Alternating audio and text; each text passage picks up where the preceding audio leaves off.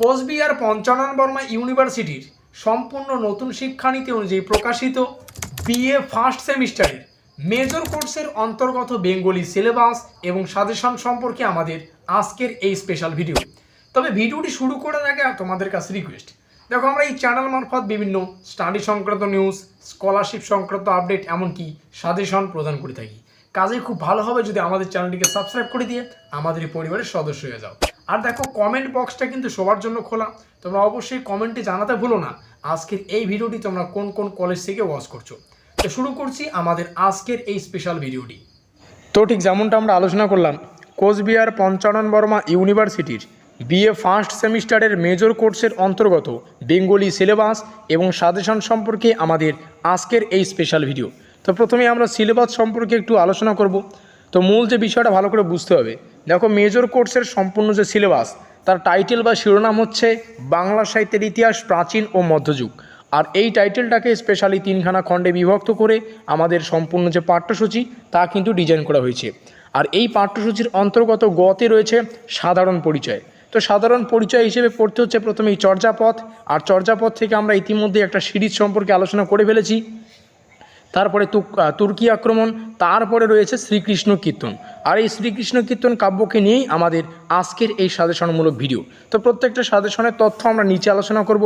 তো দেখো সাজেশনের সম্পূর্ণ ডিটেলস এখানে রয়েছে। আমরা সিরিজ 3 স্টার্ট করব। এই সিরিজে আমরা টপিক হিসেবে নির্বাচন করেছি শ্রীকৃষ্ণ কীর্তন। তো ঠিক যেমনটা আমরা উপরে সিলেবাসে আলোচনা করলাম। আর এই সিরিজের আমাদের আজকের ক্লাস নাম্বার 1, অর্থাৎ প্রথম ক্লাস। আর এই ক্লাসের মধ্য দিয়ে আমরা এই সিরিজের শুভ সূচনা করছি। আমাদের আজকের আজকে আমরা আলোচনা করব এই শ্রীকৃষ্ণ কীর্তন কাব্য থেকে কৃষ্ণ কীর্তন কাব্যের আবিষ্কার এবং তার নামকরণ সম্পর্কে। এই সিরিজের আপকামিং ক্লাস নাম্বার 2, যেখানে আমরা চণ্ডীদাসের একটা গুরুত্বপূর্ণ বাণী সম্পর্কে আলোচনা করব। শোনো মানুষ ভাই, সবার উপরে মানুষ সত্য, তাহার উপরে নাই, এই বাণীটির পুঙ্খানুপুঙ্খ তথ্য আলোচনা করব। এবং তোমাদের সুবিধার্থে বলে দিচ্ছি, এই যে সম্পূর্ণ শ্রীকৃষ্ণ কীর্তন কাব্যটি, এটি কিন্তু 13টা খণ্ডে বিভক্ত। আর আমাদের পরবর্তী ক্লাস হবে এই খণ্ডগুলিকে নিয়ে পুঙ্খানুপুঙ্খ আলোচনা করা। তার জন্য আমরা ক্লাস 3তে আলোচনা করব। দেখো ক্লাস 3তে শ্রীকৃষ্ণ কীর্তন কাব্যের কাহিনীর মধ্যে জন্মখণ্ড ও তাম্বুল খণ্ড সম্পর্কে আলোচনা করব। ক্লাস 4এ শ্রীকৃষ্ণ কীর্তন কাব্যের কাহিনীর দানখণ্ড ও নৌকাখণ্ড সম্পর্কে আলোচনা করব। ক্লাস 5এ আমরা শ্রীকৃষ্ণ কীর্তন কাব্যের কাহিনীর মধ্যে ভাঁড়খণ্ড ও ছত্রখণ্ড সম্পর্কে আলোচনা করব। ক্লাস 6এ আমরা শ্রীকৃষ্ণ কীর্তন কাব্যের বৃন্দাবন খণ্ড ও কালীয় দমন খণ্ড সম্পর্কে আলোচনা করব। এভাবে কিন্তু আমাদের সিরিজটা চলবেই। ক্লাস 7এ আমরা আলোচনা করব শ্রীকৃষ্ণ কীর্তন কাব্যের কাহিনী যমুনা খণ্ড ও হারখণ্ড। ক্লাস 8এ আমরা শ্রীকৃষ্ণ কীর্তন কাব্যের কাহিনীর মধ্যে বাণখণ্ড ও বংশীখণ্ড সম্পর্কে আলোচনা করব। ক্লাস 9এ আমরা শ্রীকৃষ্ণ কীর্তন কাব্যের যে সর্বশেষ অর্থাৎ 13 নম্বর খণ্ড, যার নাম হচ্ছে বিরহ খণ্ড, সে সম্পর্কে আলোচনা করব। এবং এই সিরিজটির সমাপ্তি ঘোষণা করব আমরা ক্লাস নম্বর 9-এর মধ্য দিয়ে, যেখানে আমরা আলোচনা করব শ্রীকৃষ্ণ কীর্তন কাব্যের কৃষ্ণ চরিত্রের অভিনবত্ব সম্পর্কে। তো এই হচ্ছে আমাদের সিরিজ 3 সম্পূর্ণ ডিটেলস। এখানে কোন কোন ক্লাসে কোন কোন বিষয়বস্তু আলোচনা করব, এটা সর্বশেষের ক্লাস নাম্বার 10 হবে। ঠিক আছে, একটু কারেকশন করে নেবে। এখন নিচে আসলে আমরা এর আগের যে সিরিজগুলো ছিল তার ডিটেলস আলোচনা করছি। সিরিজ 2-এ আমরা টপিক হিসেবে আলোচনা করি চর্যাপদ, যেমনটা আমরা সিলেবাসে আলোচনা করলাম। এই সিরিজের লিঙ্ক আমি ডেসক্রিপশন বক্সে প্রদান করে দেবো, তোমরা সেখান থেকে দেখে নেবে। সিরিজ 1-এ টপিক হিসেবে আমরা আলোচনা করেছি যুগ বিভাগ, সেটাও কিন্তু আমরা আলোচনা করে ফেলেছি সিরিজ 1-এ। লিঙ্কটা ডেসক্রিপশন বক্সে দিয়ে দেবো, তোমরা সেখান থেকে দেখে নেবে।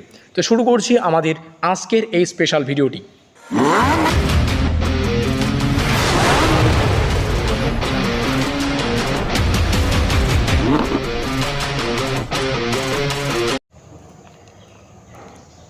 তো প্রথমে আমরা শ্রীকৃষ্ণ কীর্তন কাব্য সম্পর্কে কিছু কথা জেনে নেব। যেমন এই গ্রন্থটি কবে রচিত করা হয়, এটি বাংলায় প্রথম কি রচনা করেন, প্রত্যেকটা কিন্তু আমরা এখানে আলোচনা করব।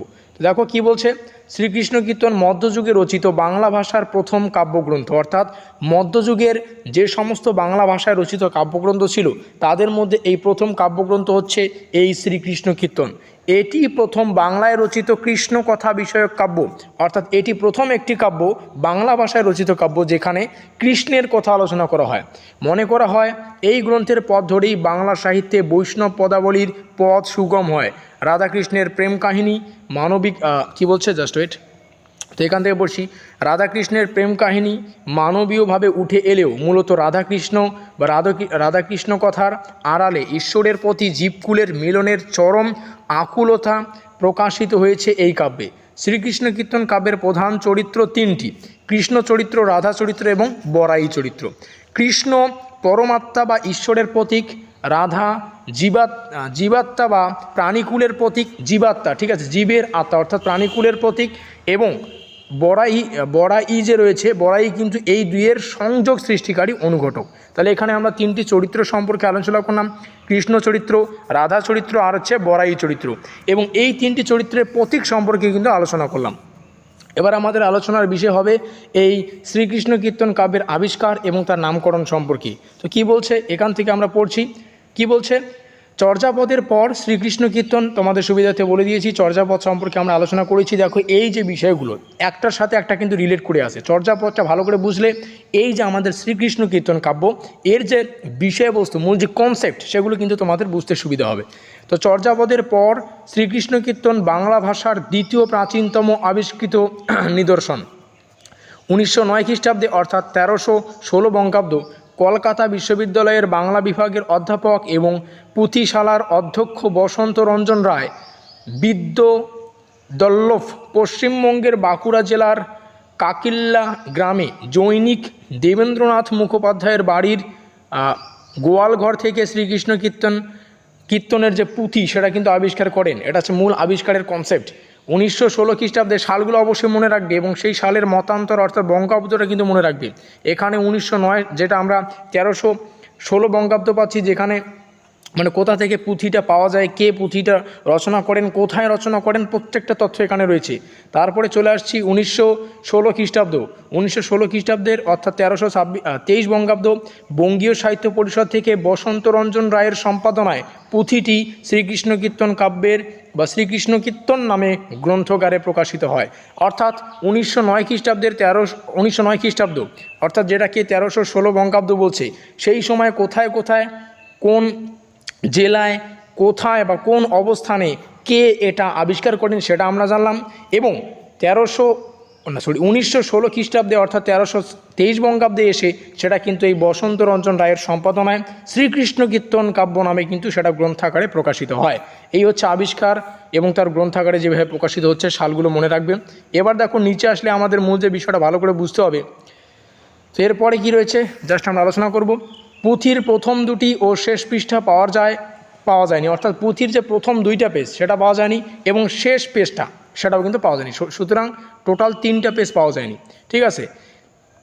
এর নাম ও কবির নাম স্পষ্ট করে জানা যায়নি। যেগুলো পাওয়া যাবে না তার কবির নাম এবং সেই পেজে কি ছিল সেটা তো আমরা জানতে পারবো না, তার জন্য কিন্তু সেই পেজগুলির পুঙ্খানুপুঙ্খ ডিটেলস আমাদের কাছে নেই। কাব্যে জাস্ট ওয়েট, কি বলছে কাব্যে বড়ু চণ্ডীদাসের 3টি ভণিতা পাওয়া যায়। বড়ু চণ্ডীদাস, চণ্ডীদাস ও অনন্ত বড়ু চণ্ডীদাস, এই 3টি পরীক্ষায় MCQ আকারে প্রশ্ন আসে যদিও। তো যাই হোক একটু জেনে নেবে, আসুক না আসুক নাই সেটা পরের প্রশ্ন, আমাদের জানতে হবে মূল কনসেপ্ট এটাই। তো কাব্যে বড় চণ্ডীদাসের 3টি ভণিতা কি কি? একটা হচ্ছে বড়ু চণ্ডীদাস, একটা চণ্ডীদাস আর একটা অনন্ত বড়ু চণ্ডীদাস। আর এই চণ্ডীদাসকে নিয়েই কিন্তু আমাদের নেক্সট ক্লাস, ঠিক আছে, আমাদের পরবর্তী যে ক্লাস সেটা হবে। এর মধ্যে বড়ু চণ্ডীদাস ভণিতা মিলেছে 298টি স্থানে ও চণ্ডীদাস ভণিতা মিলেছে 107 বার। 60টি পদে ব্যবহৃত অনন্ত শব্দটি প্রক্ষিপ্ত বলেই মনে করা হয়। ডক্টর মিহির চৌধুরী কামিল্লা মনে করেন চণ্ডীদাস তার নাম এবং বড়ু প্রকৃতপক্ষে তার কৌশল উপাধি বারুজ্যেদ বা বন্দ্যোপাধ্যায়ের অপভ্রংশ। একটু নিচে আসলে আমাদের সম্পূর্ণ ডিটেলস আমরা আরও পাবো। তারপরে বলছে আবিষ্কর্তা ও সম্পাদক বসন্ত রঞ্জন রায় প্রাচীন বৈষ্ণব লেখকদের ইঙ্গিত অনুসরণ করে গ্রন্থের নামকরণ করেন শ্রীকৃষ্ণ কীর্তন। তাহলে এখানে আমরা নামকরণ সম্পর্কে স্পেশালি জানতে পারছি। অবশ্য পুঁথিতে জাস্ট ওয়েট বলছে পুঁথিতে প্রাপ্ত একটি চিরকূটে শ্রীকৃষ্ণ সন্দর্ভ লেখা থাকায় অনেকে গ্রন্থটিকে শ্রীকৃষ্ণ সন্দর্ভ নামকরণ পক্ষপাতী বা নামকরণ দিতে কিন্তু রাজি। তো যেমনটা মানে এক সময় ছিল যেই যে চিরকুটে সেখানে কিন্তু একটা মানে লেখা ছিল সেটা হচ্ছে শ্রীকৃষ্ণ সন্দর্ভ, আর সেই নামটাও কিন্তু দিতে পারে। আর শ্রীকৃষ্ণ কীর্তন হচ্ছে যে আবিষ্কারক করেন এবং যে তার সম্পাদনা করেন সেই কিন্তু ইঙ্গিত অনুসরণ করে গ্রন্থের নামকরণটা করেন শ্রীকৃষ্ণ কীর্তন। তো এই হচ্ছে আমাদের সম্পূর্ণ ডিটেলস। আমরা আলোচনা করলাম প্রথমেই শ্রীকৃষ্ণ কীর্তন কাব্য সম্পর্কে এবং তার শ্রীকৃষ্ণ কীর্তন কাব্য কবেকার কাব্য সেটা কোন কোন ভাষায় লেখা হয়, ঠিক আছে, তার কাব্যটিতে কি কি রয়েছে এবং তার নামকরণ অর্থাৎ আবিষ্কারক এবং নামকরণ সম্পর্কে। সো ভিডিওটি ভালো লাগলে অবশ্যই লাইক করে দিও, বন্ধুদের কাছে শেয়ার করে দিও। এখনও পর্যন্ত আমাদের পরিবারের সদস্য না থাকলে আমাদের চ্যানেলটিকে সাবস্ক্রাইব করে দিয়ে আমাদের পরিবারের সদস্য হয়ে নিও। তো আমাদের আজকের এই স্পেশাল ভিডিওটি এই পর্যন্তই।